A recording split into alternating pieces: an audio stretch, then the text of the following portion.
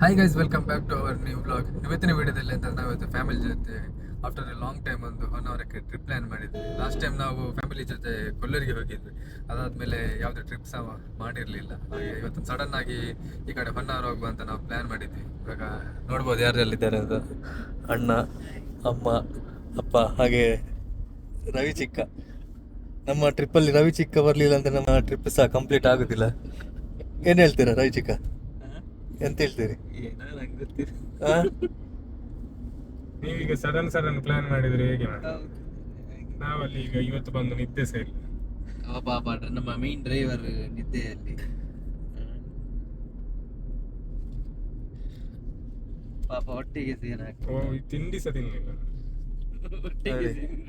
ಇವರು ಇವತ್ತು ಅಣ್ಣ ಬೆಳಿಗ್ಗೆ ಬೇಗ ಬಂದು ಈಗ ಡ್ರೈವಿಂಗ್ ಸಹ ಮಾಡ್ತಿದ್ದಾನೆ ನೋಡಿ. ಹೌದು, ಮತ್ತೆ ಎಂತ ಮಾಡ್ತೀವಿ? ಇವಂತೂ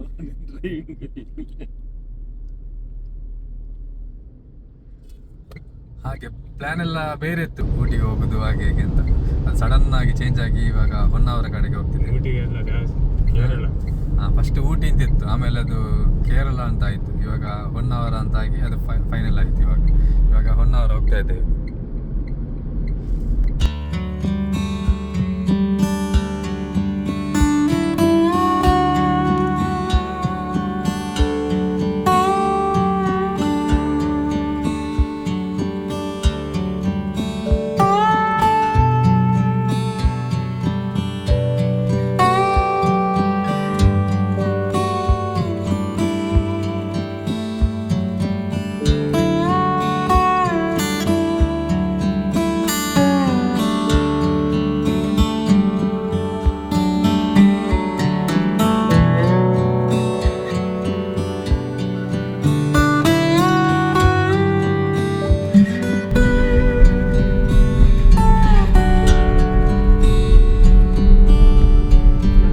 ಇವಾಗ ರೀಚ್ ಆಗಿರುವಂತಹದ್ದು one of the beautiful beach ಆಗಿರುವಂತಹ ಮರವಂತೆ ಬೀಚ್ ಹತ್ರ.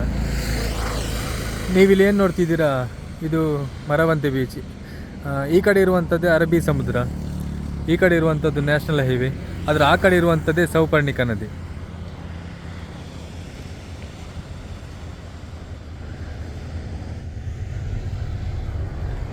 ಹಾಗೆ ಇಲ್ಲಿ ನೀವು ನೋಡ್ತಿರ್ಬೋದು, ಫಿಶಿಂಗ್ ಕೂಡ ಮಾಡ್ತಾ ಇದ್ದಾರೆ ಇಲ್ಲಿ ಕಪಲ್ಸ್ಗಳೆಲ್ಲ.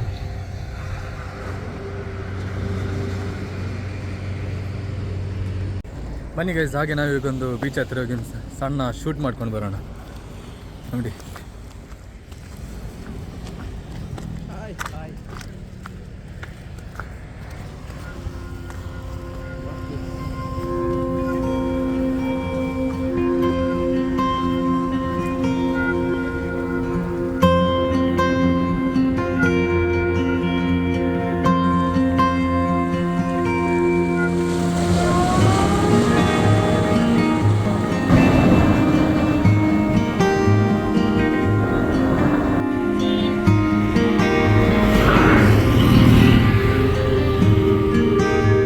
ಬೀಚಿಗೆಲ್ಲ ಹೋಗಿ ಫೋಟೋಶೂಟ್ ಎಲ್ಲ ಮಾಡಿ ಇವಾಗ ವಾಪಸ್ ಹೊರಡ್ತಿದ್ದೇವೆ.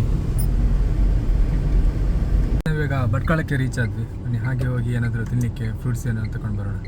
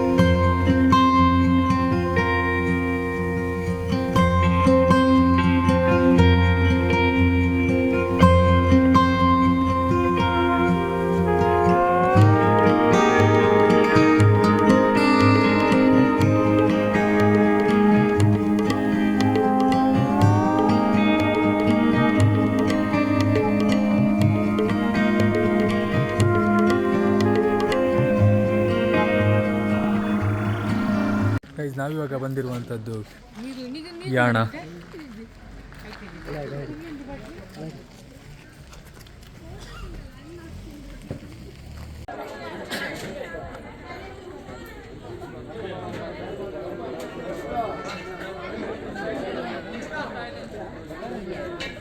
ನಾವಿವಾಗ ನಮ್ಮ ಟಿಕೆಟ್ ಎಲ್ಲ ತಗೊಂಡು ಇವಾಗ ಟ್ರೆಕ್ಕಿಂಗ್ ಸ್ಟಾರ್ಟ್ ಮಾಡಿದ್ವಿ. ಪರ್ ಪರ್ಸನ್ಗೆ 10 ರೂಪೀಸ್ ಆಗುತ್ತೆ. ನೀವೇನಾದರೂ ವೆಹಿಕಲಲ್ಲಿ ಬಂದಿದ್ದರೆ ನಿಮಗೆ ವೆಹಿಕಲ್ಗೆ 40 ರೂಪೀಸ್ ಅಂತ ಪಾರ್ಕಿಂಗ್ ಚಾರ್ಜಸ್ ಇಲ್ಲಿ ಚಾರ್ಜ್ ಮಾಡ್ತಾರೆ. ಹಾಗೆ ಇವಾಗ ನಾವು ನಮ್ಮ ಟ್ರೆಕ್ಕಿಂಗ್ ಸ್ಟಾರ್ಟ್ ಮಾಡಿದ್ವಿ. ಇಲ್ಲಿಂದ ನಮಗೆ 1.5 ಕಿಲೋಮೀಟರ್ ಟ್ರೆಕ್ಕಿಂಗ್ ಇದೆ. ಫಸ್ಟ್ ಟೈಮ್ ಅಪ್ಪ ಇದಕ್ಕೆ ರಾಣಿಪುರಂ ಟ್ರೆಕ್ಕಿಂಗ್ಗೆ ಬಂದಿದ್ರು, ಅಮ್ಮ ಬಂದಿರಲಿಲ್ಲ. ಇವಾಗ ಅಮ್ಮ ಕೂಡ ಇಲ್ಲಿ ಟ್ರೆಕ್ ಮಾಡ್ತಿದ್ದಾರೆ. ಅಮ್ಮ ಎಂಚ ಒಂದು ಎಂಚ ಹಾಂ ಅಪ್ಪ ಹೀಗೆ ರವಿ ಚಿಕ್ಕ ಸಹ ಇದ್ದಾರೆ ನೋಡಿ. ರವಿ ಚಿಕ್ಕ ತುಂಬ ಸ್ಟ್ರಾಂಗ್ ಇದ್ದಾರಂತೆ. ಅವ್ರು ಆಲ್ರೆಡಿ ತುಂಬ ಟ್ರೆಕ್ಕಿಂಗ್ ಎಲ್ಲ ಮಾಡಿದಾರಂತೆ ಹಾಗೆ ಹೇಳ್ತಿದ್ದಾರೆ. ಗೈಸ್ ನೀವು ಇಲ್ಲಿ ಹೋಗ್ತಿರ್ಬೇಕಾದ್ರೆ ಕೆಲವೊಂದು ಇನ್ಸ್ಟ್ರಕ್ಷನ್ ಎಲ್ಲ ಹಾಕಿರ್ತಾರೆ, ಆದಷ್ಟು ಅದನ್ನು ಫಾಲೋ ಮಾಡಿ.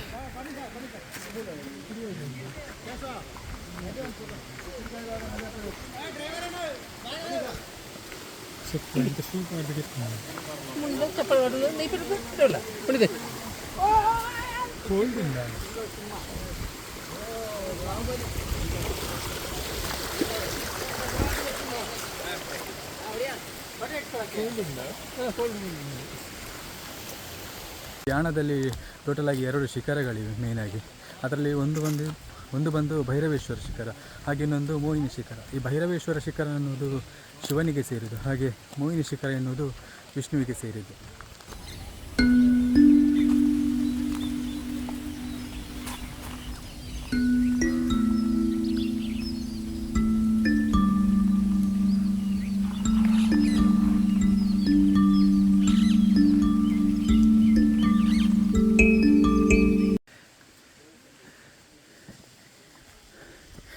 ಇನ್ನು ಸ್ಟೆಪ್ ಹತ್ಕೊಂಡು ಹೋಗಬೇಕು ಮೇಲೆಗೆ.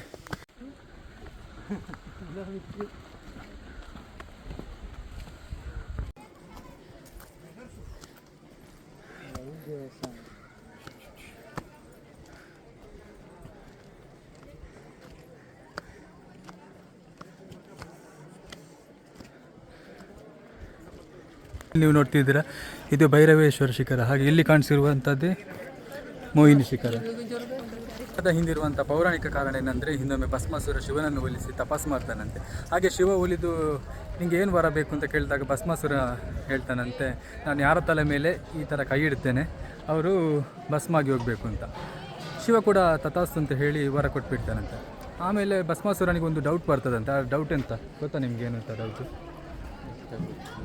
ಆ ಡೌಟ್ ಏನಂದರೆ, ಶಿವ ಕೊಟ್ಟಿರುವಂತಹ ವರ ಏನಾದರೂ ವರ್ಕ್ ಆಗುತ್ತಾ ಇಲ್ವಾ ಅಂತ ಡೌಟ್ ಬರುತ್ತಂತೆ. ಆಗ ಭಸ್ಮಾಸುರ ಇದನ್ನು ಯಾರ ಮೇಲಾದರೂ ಟ್ರೈ ಮಾಡಬೇಕಲ್ಲ, ವರ್ಕ್ ಆಗುತ್ತಾ ಇಲ್ವ ಅಂತ ಟೆಸ್ಟ್ ಮಾಡಬೇಕು ಅಂತ ಅಂದ್ಕೊಂಡು ಶಿವನ ಮೇಲೆ ಈ ಥರ ಕೈ ಇಡ್ಲಿಕ್ಕೆ ಹೋಗ್ತಾನಂತೆ. ಆಗ ಶಿವ ಅಲ್ಲಿಂದ ಹೆದರಿ ಓಡಿ ಹೋಗಿ ವಿಷ್ಣುವಿನ ಹತ್ರ ಹೋಗ್ತಾನಂತೆ. ವಿಷ್ಣುವಿನ ಹತ್ರ ಹೋಗಿ ಈ ಥರ ಎಲ್ಲ ಆಯಿತು ಅಂತ ಹೇಳಿದಾಗ ವಿಷ್ಣು ಒಂದು ಪ್ಲ್ಯಾನ್ ಮಾಡಿ ಮೋಹಿನಿಯ ರೂಪವನ್ನು ತಾಳಿ ಭಸ್ಮಾಸುರನ ಹತ್ತಿರ ಬರ್ತಾರಂತೆ. ಭಸ್ಮಾಸುರನ ಹತ್ತಿರ ಬಂದಾಗ ಭಸ್ಮಾಸುರ ಆ ಮೋಹಿನಿಯ ರೂಪಕ್ಕೆ ಮೋಹಿತನಾಗ್ತಾನೆ. ಹಾಗೆ ವಿಷ್ಣು ಒಂದು ಪ್ಲ್ಯಾನ್ ಮಾಡ್ತಾನೆ, ಏನಂದರೆ ಡ್ಯಾನ್ಸ್ ಮಾಡಲಿಕ್ಕೆ ಶುರು ಮಾಡ್ತಾರಂತೆ. ಹಾಗೆ ಡ್ಯಾನ್ಸ್ ಮಾಡಿ ಭಸ್ಮಾಸುರ ಕೂಡ ಅದೇ ಥರ ವಿಷ್ಣು ಯಾವ ಥರ ಮೋಹಿನಿ ರೂಪದಲ್ಲಿ ಡ್ಯಾನ್ಸ್ ಮಾಡ್ತಾರೆ ಅದೇ ಥರ ಡ್ಯಾನ್ಸ್ ಮಾಡ್ತಾರೆ. ಕೊನೆಯಲ್ಲಿ ವಿಷ್ಣು ಮೋಹಿನಿ ರೂಪದಲ್ಲಿದ್ದ ವಿಷ್ಣು ಏನು ಮಾಡ್ತಾನೆ ಅಂದರೆ, ತನ್ನ ತಲೆ ಮೇಲೆ ಇದೇ ಥರ ಕೈ ಇಟ್ಟಾಗ ಭಸ್ಮಾಸುರ ಕೂಡ ಅದೇ ಥರ ಕೈ ಇಟ್ಟು ನೋಡಿ ಈ ಥರ ಭಸ್ಮ ಆಗಿದ್ದು ಅಂತ ಕತೆ ಹೇಳುತ್ತೆ. ಇದು ಪೌರಾಣಿಕ ಕಥೆ. ಆದರೆ ಇನ್ನೊಂದು ಕಾರಣ ಏನಂದರೆ ಸೈನ್ಸ್. ಇದರ ಹಿಂದಿರುವಂಥ ಸೈನ್ಸ್ ಏನಂದರೆ, ಸೈನ್ಸ್ ಹೇಳುತ್ತೆ ಲಕ್ಷಾಂತರ ವರ್ಷದ ಹಿಂದೆ ಇಲ್ಲಿ ಜ್ವಾಲಾಮುಖಿ ಇತ್ತು, ಅದರ ಸ್ಫೋಟದಿಂದ ಈ ಥರ ಆಗಿದೆ ಅಂತ.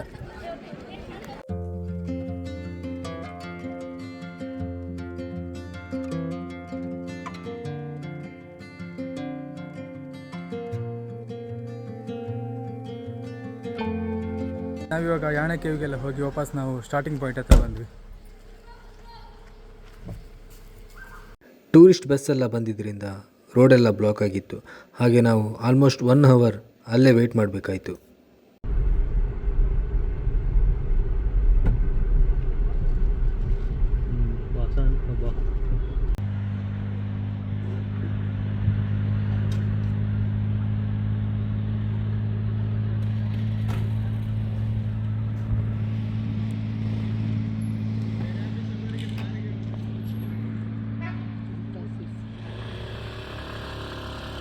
ಹೊನ್ನಾವರದಲ್ಲಿರುವಂಥ ಶರಾವತಿ ಬ್ಯಾಕ್ ವಾಟರ್ ಹಿಂದೆಯೇ ನಮ್ಮ ಹೋಮ್ ಸ್ಟೇ ಬುಕ್ ಮಾಡಿದ್ವಿ. ಬಟ್ ಇವಾಗ ಸೀಸನ್ ಆಗಿರೋದ್ರಿಂದ ಹೆವಿ ಟೂರಿಸ್ಟ್ಗಳಿದ್ದಾರೆ. ಹಾಗೆ ಟೂರಿಸ್ಟ್ ಬಸ್ಸಲ್ಲಿ ಬಂದಿರೋದ್ರಿಂದ ಇಲ್ಲಿ ರೋಡೆಲ್ಲ ಫುಲ್ಲು ಟ್ರಾಫಿಕ್ ಆಗಿ ಹೋಗಿದೆ. ನಮಗೆ ಆ ಕಡೆ ಹೋಗಲಿಕ್ಕೆ ಸಹ ಆಗ್ತಿಲ್ಲ. ಹಾಗೆ ನಾವು ಸನ್ಸೆಟ್ ಟೈಮಲ್ಲಿ ಬೋಟಿಂಗ್ ಮಾಡಬೇಕು ಅಂತ ಪ್ಲ್ಯಾನ್ ಮಾಡಿದ್ವಿ. ಬಟ್ ಇವತ್ತು ಆಗೋದು ಡೌಟ್ ಅಂತ ಕಾಣಿಸುತ್ತೆ. ಒಂದಾದರೆ ನಾಳೆ ಮಾರ್ನಿಂಗ್ ಎದ್ದು ಬೆಳಿಗ್ಗೆ 6:30ಗೆ ಬೋಟಿಂಗ್ ಸ್ಟಾರ್ಟ್ ಆಗುತ್ತಂತೆ. ಅದನ್ನೇ ಇವಾಗ ನಾವು ಪ್ಲ್ಯಾನ್ ಮಾಡ್ತಿದ್ದೇವೆ. ಒಂದಾದರೆ ನಾಳೆ ಮಾರ್ನಿಂಗ್ ಹೋಗೋದು ಅಂತ ಬೋಟಿಂಗ್ಗೆ.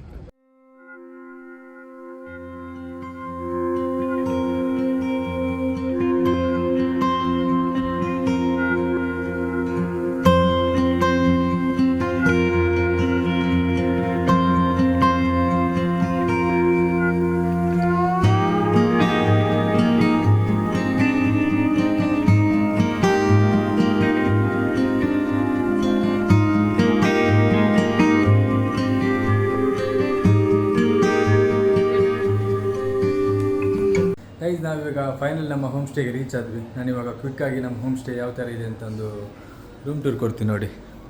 ಹಾಗೆ ಬಾಲ್ಕನಿ ಬಂದರೆ ಇಲ್ಲಿ ನೀವು ನೋಡ್ತಿರೋದೇ ಶರಾವತಿ ಬ್ಯಾಕ್ ವಾಟರ್. ಇಲ್ಲಿ ನೋಡಿ, ಇಲ್ಲೇ ಇವರದೇ ಬೋಟಿಂಗ್ ಎಲ್ಲ ಇದೆ ಅಂತೆ.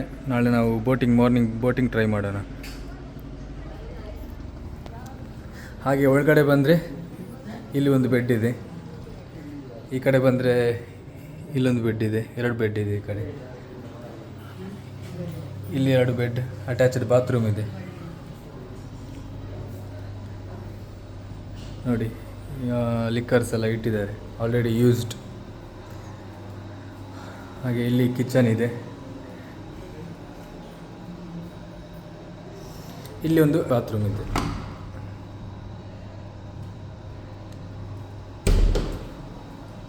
ಗೈಸ್, ಇವಾಗ ಊಟ ಎಲ್ಲ ಮಾಡ್ಕೊಂಡು ಹಾಗೆ ಲೈಟಾಗಿ ವಾಕಿಂಗ್ ಬಂದ್ವಿ. ನೀವು ಈ ಕಡೆ ಏನು ನೋಡ್ತಿದ್ದೀರಾ, ಇದೇ ಶರಾವತಿ ಬ್ಯಾಕ್ ವಾಟರ್. ಈ ಕಡೆ ಕಾಣಿಸ್ತಿರೋದೆಲ್ಲ ಹೋಮ್ ಸ್ಟೇಸ್. ಆ್ಯಕ್ಚುಲಿ ನಾವು ಇವತ್ತು ಈವ್ನಿಂಗ್ ಬೋಟಿಂಗ್ ಹೋಗಬೇಕಿತ್ತು, ಬಟ್ ಆಗಲಿಲ್ಲ, ಇವತ್ತು ಲೇಟ್ ಆಯಿತು. ಹಾಗೆ ರೂಮ್ ಓನರ್ ಏನು ಹೇಳಿದ್ರು ಅಂದರೆ ನಾಳೆ ಬೆಳಿಗ್ಗೆಯಿಂದಲೇ ಸ್ಟಾರ್ಟ್ ಆಗುತ್ತಂತೆ ಬೋಟಿಂಗ್ 6:30ಇಂದ. ಅವ್ರು ನಮ್ಮ ಹತ್ರ ಟೈಮಿಂಗ್ಸ್ ಕೇಳಿದರು. ನಾವು 8 ಗಂಟೆಗೆ ಓಕೆ ಅಂತ ಹೇಳಿದ್ದೇವೆ. ಹಾಗೆ ಅವರದ್ದೇ ಬೋಟಿಂಗ್ ಸಹ ಇದೆ ಅಂತ ಹೇಳಿದರು. ಹಾಗೆ ಅವರ ಬೋಟಿಂಗಲ್ಲೇ ಕರ್ಕೊಂಡು ಹೋಗ್ತಾರಂತೆ 8 ಗಂಟೆಗೆ. ಇರುವಂಥ ಹೋಮ್ ಸ್ಟೇ ಇದೆ ಮೇಲೆ.